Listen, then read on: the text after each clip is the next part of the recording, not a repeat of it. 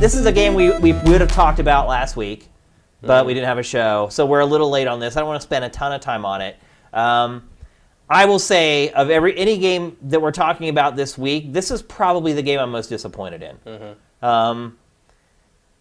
It's exactly like the first game, but it's not funny. Yep, I would agree with that. I haven't laughed at anything. No. No, that's not true. I did chuckle a little bit. The funniest parts of the game... Actually, I laughed out loud at one thing, and I can't remember what it was. But it was like 14 hours in. The funniest parts of the game are just going into like the random stores and like seeing like products on the shelves and what they've called them, or going to like the VD clinic and like stuff like that's kind of funny. Yeah, but that's like kind of the part of the problem I have with it is like it's the same town. Yeah. And I know there's not a choice there because it's South Park, but like you've seen all these places already in the Stick of Truth. And obviously there's different ways to get in and different ways to open garage doors or whatever, but it's like it's the same thing. And like part of what a sequel should do, in my opinion, is expand and take you somewhere new, and South Park literally can't do that because that's the nature of the show. Because here's the thing with this series, like for me the concern with the first game and with this one, because the first one I thought was funny. Like I thought the first one was laughed pretty out funny. loud a ton of times at the first one. Before playing this game, I never dreamed the problem would be that it's not funny. That, to me, should be the easy part with this game. The hard part should be getting the RPG systems balanced and making the combat fun. Instead, it's the comedy. And here's the thing. The whole Coon and Friends thing is just not funny. I have not liked it in the show. Once they went down that story arc on the show, I stopped watching the show. Right now, I have 12 episodes of South Park on my DVR. Because I got so turned off by the show, by the whole Coon and Friends thing, that I just quit watching and never went back to watch it. So, to me, that whole story arc is not good and not funny. How much of that has... Because I saw the Coon and Friends thing years ago. It was like a rerun or something. It keeps like Does it keep popping up? Popping it's like back a thing up. they go back to? Right. It's like callbacks and stuff like that here. Because I think I saw the original one. It was almost accidental. It was like, oh, I haven't watched South Park in a while. I turned it on. It was that two-parter where they reveal who Mysterion is and all that stuff. I never liked any of those. They were never funny. And this game is not funny. There's not, like, even the attacks, it's like, dude, blowing farts as an attack, that's not funny anymore. It's like... And that's all your character can do. You're right. That's pretty much the whole game. Some farts can blow out 3 spaces wide. And one thing I will say is that the combat's pretty good. Like, there's some strategy involved. It's not especially hard. Like, I don't know if I've even lost a battle yet at this point. I haven't lost a battle. I have lost some characters. But, like, everything resets after the fight, so it doesn't really matter. And all the health goes back up to full. Yeah. There's no mana. There's no like, magic points. It's a grid-based strategy RPG. You can see that there's a grid there, and each attack has... Some of them will blow for an entire column. Some will attack for an entire row. Some are like spread attacks, and there's buffs and healing and all that kind of stuff, all with a South Park twist on it. You can multi-class and mix and match stuff, and there's stuff there. And that big yellow meter at the top, as the enemies attack you, basically you just hit like X as quickly as they attack you, and then that meter will go up, and then you can pull off your ultimate. And it gives you a little bit of health back. Yeah. And then you can pull off your ultimate. The ultimates are okay. Yeah. Again, for South Park, like, they should be so much better. Well, also, I feel like I don't think this game does as good a job, because the first game had a really solid handle on the idea that they were kids playing, and their imaginations made it real. Right. And that conceit doesn't carry over in this game quite as well. There's some of that. There's some of it, but like, some of the ultimates are clearly like, like they're like in the first game where they like use a lighter to like be their fireball attack. Yeah. And in this one, sometimes it's something like that, and sometimes it's just like Kyle actually takes off an orbit and fires lasers down from his kite. Yeah. And it's kind of hard to sort of like there's that conceit in the show, I think, a lot, and in the first game where like. You can tell like it's still all in their head. They're still kind of playing. They're kids. It's their imagination. Right. Yeah. And that they kind of gave up halfway on that in this. Yeah. And I don't think that what they gain from not doing that makes up for what they lose by not doing it.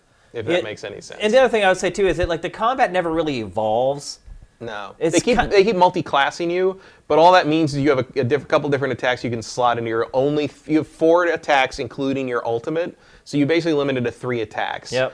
And I don't find it to be enough to really work up a decent bit of strategy on With that. the first game, the combat didn't involve much either. But the scenarios and the writing and the comedy were good enough that you wanted to keep playing to see what happened next. And it's not up to that level in this game. And so I've just found like my interest level waning. I had started playing this before. I had to go back to Philadelphia. And I came back and picked it up and played a little more, and I'm done. Like I'm at probably like the 7 or 8 hour mark, and I just really don't have any interest to keep playing it. I mean, I'll probably try to finish it. It's only like 15 hours. I mean, according to most reports. I'm up there. Oh, really? Like 12, 13 hours doing, because I'm doing all the side quests and all the little things. Wait, Sam just laughed at something. It was that fart. So Sam laughed at the fart attack. There's your target maybe audience. We're crazy. That's funny. So he thought that was funny. The other thing that bugs me about this game's combat is it's very centered around status effects. Oh yeah, big time. That I generally find that annoying. It's so annoying. Yeah, I hate status effects in RPGs. They're the worst. Getting poisoned or getting burned.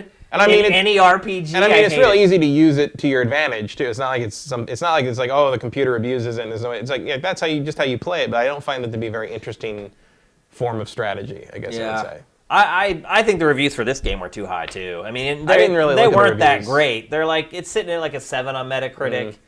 I wouldn't even recommend this to South Park fans. That's the crazy part.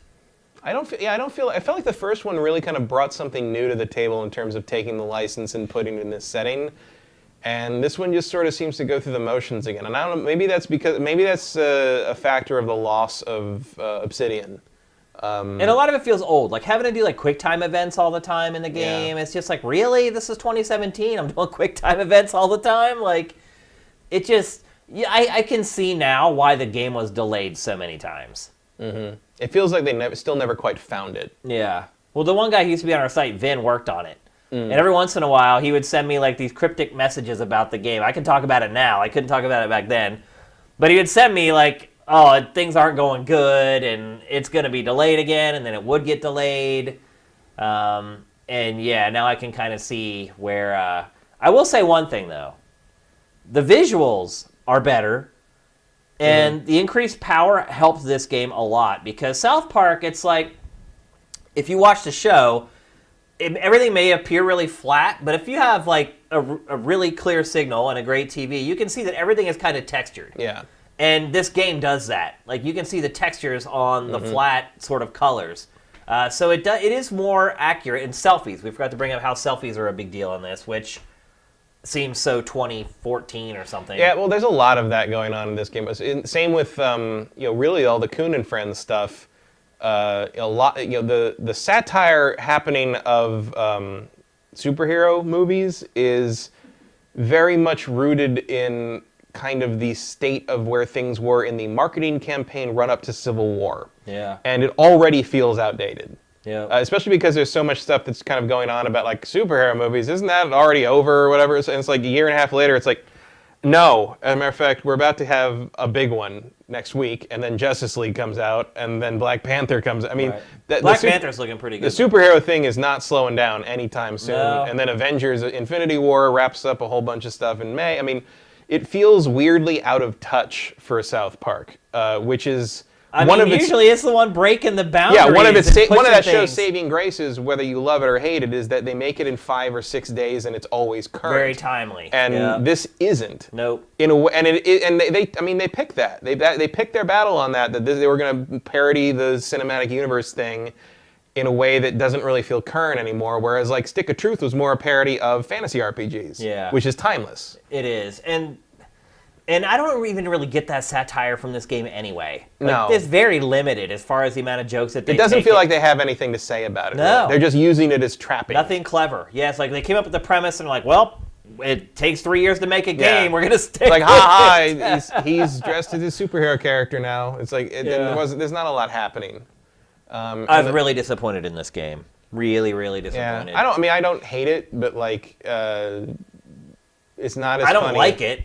And I feel like there's stuff I'm missing because I don't watch the show. So like, I doubt it though.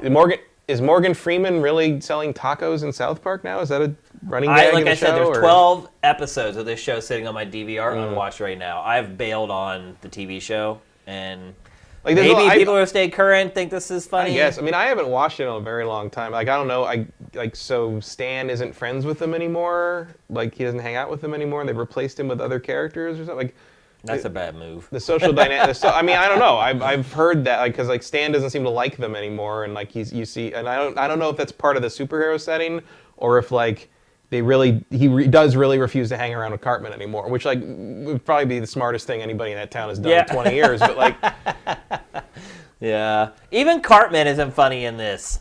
When Cartman's not funny, no, that's a problem. Cartman's usually, I mean, the quote unquote humor of Cartman usually comes from him doing the horribly politically incorrect, like, horrible thing, and he doesn't even really do that much in this. At least in the first game, he was a horrible person in the first. He wasn't really he wasn't doing kind of the anti-PC like, oh, let's offend people thing, but he was being a terrible person to his friends. Yeah, and like that was kind of the incentive to switch sides in that game when the option came along.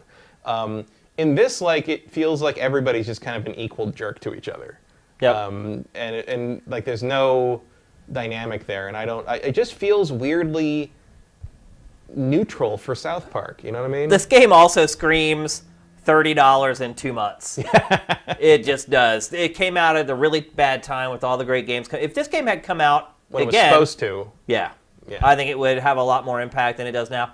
This game is essentially sent out to die. South Park fans are probably going to ask for it for Christmas, but it's not in a good place to be released, and it's not a particularly great game. Yeah, and it does not transcend South Park fans. No, I think really you're in this if you haven't played the first game, probably, because at least then it's not quite as much repetition for you. Yeah. And because the realization of the town in the game was one of the big interesting things about the first game for me, was like, because they'd never done that before. You know, like even Matt and Trey say we had to figure out novelty. We had to figure out where everything was. We'd never done that before, and that was kind of cool. But basically, if you haven't played the first game and you are a giant fan of the Coon and Friends storylines, like this, you should pick this one up, or put it on your Christmas list. But otherwise, even then, I feel you might be disappointed by the fact that it doesn't. For better or worse, it doesn't have the teeth that South Park you expect from South Park. Yep, it just doesn't have it. It falls short for me. I mean, even if you just think South Park is like gratuitously offensive with no, and hides behind the satire idea, which I think is a fair criticism once in a while, it doesn't even have that. No, it doesn't do that. Like, it's not like you're sitting here saying, "Oh, I'm so offended, and there's no reason for me to be offended because they don't have anything to say." They don't even do that. They're not even crossing the line. They really don't. They're just sort of there. Nope. It's just limp. That's really the best way to describe it. Yeah. So. I mean, I guess it's not that surprising because of how long it took, and it's not Obsidian. But like, it feels like the writing though. The writing. How could they screw that up? Writing a game this size is a big job. I mean, but they've had plenty of time. Yeah. I don't know. I mean, I don't know. And they were obviously hands-on with this. Like, but I don't know the first thing about how that all works. So, and of course, this game was also being done. If you watch, what was that guy's podcast? Bill Simmons? I might be getting that wrong. The sports guy? Yeah, he had a podcast where he interviewed the two of them. Yeah, that's who it is. Yeah, and they talked about last season where they tried to do a season-long story, but it all hinged on Hillary winning the election, and she lost. And they're like, we have to make a new episode in 24 hours, and like their whole plan for that kind of unraveled. Right. And so it feels like maybe part of this was like they had one of the toughest seasons they've ever had to make during the development of this game. Yeah, that could be. Like, who knows if you don't have time to kind of workshop it or tweak it in the end the way they needed to. Like, I don't know. I don't. Maybe we'll never know. But it definitely feels like it lacks that something that they usually always provide. Yeah. Period. So. But then you could say the same about the show recently, I guess. Yeah. I haven't been a fan of it for like 2 seasons now, and I used to be a huge fan. Watched it the night it came out. The one thing I really do like in the game, and I did like in the recent shows, is the member berries. I think are very funny. Yeah. Because that is again, South Park doesn't hit the bullseye too often for me in the last 10, 15 years, but like the member berries are one of them. The member berries are great because it's just like, it's so dumb. Like, there's nothing else to it. And the other time I think, but like South Park's at its best when it's doing something that like I think one of their best gags ever was when they ruled that you could say shit Right. on prime time. I mean, So they pushed the envelope for but television. they did. But it's like, but the best thing about that is not that they have the counter and they do, the characters say shit like 380 times in the episode. The best part of that show is not that they say shit 380 times and abuse this new quote unquote privilege. Right. Is that the rule is you can use it as an oath, but you can't use it to describe the substance. And at the very end of the show, they say, "Oh, hey, don't step in that pile of shit," and they have to bleep shit. And that's the joke. Like that's when the satire works, is because like you've heard this word 380 times, but you can't hear it this time. This way. Yeah. That's when they're at their best, is when they do stuff like that. There's nothing like that in this game. No, there's nothing nowhere like that. near as clever as that in this game. We're not firing on all 6 South Park cylinders on this one.